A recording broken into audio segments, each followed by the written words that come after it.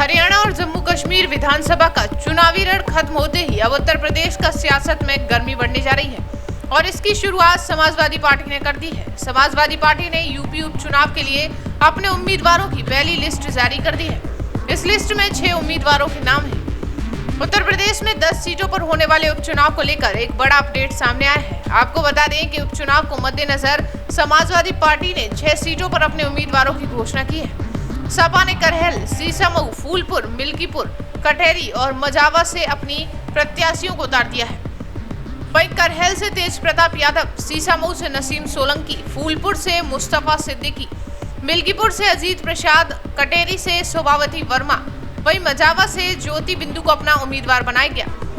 आपको बता दें कि उत्तर प्रदेश की जिन 10 विधानसभा सीटों पर उपचुनाव होने हैं उनमें कटेहरी, करहल, मिल्कीपुर, मीरापुर, गाजियाबाद, मझवा, सीसामऊ, खैर, फूलपुर और कुंदर की शामिल हैं। इन सीटों में से 9 सीट लोकसभा चुनाव में सपा विधायकों के सांसद चुने जाने के कारण खाली हुई हैं, जबकि सीसामऊ सीट सपा के इरफान सोलंकी को आपराधिक मामले में जेल की सजा होने के बाद उनकी सदस्यता रद्द होने के कारण खाली हो चुकी है। वहीं खाली हुई 10 सीटों में से 5 सीसामऊ, कटेहरी, करहल, मिल्कीपुर और कुंदर की सपा के पास थी।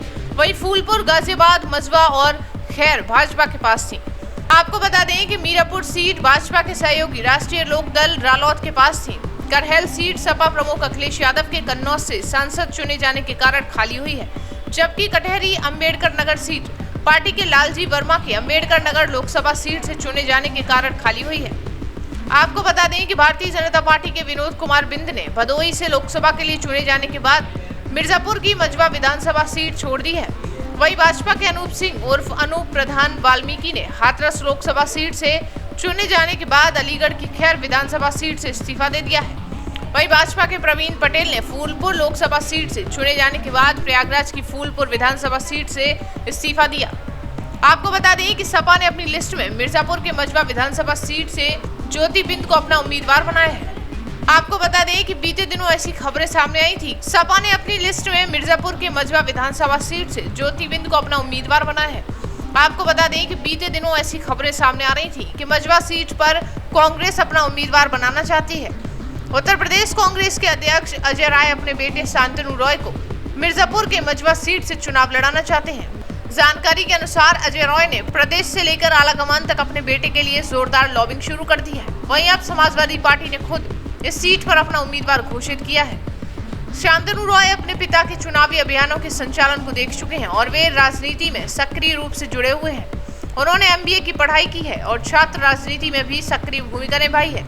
आपको बता दें कि अजय रॉय के करीबी सूत्रों के मुताबिक मझवा अजय रॉय का ननिहाल है और इस क्षेत्र से उनकी सियासी और पारिवारिक पृष्ठभूमि जुड़ी हुई है, इसीलिए वो अपने बेटे का राजनीतिक सफर यहीं से शुरू कराना चाहते हैं।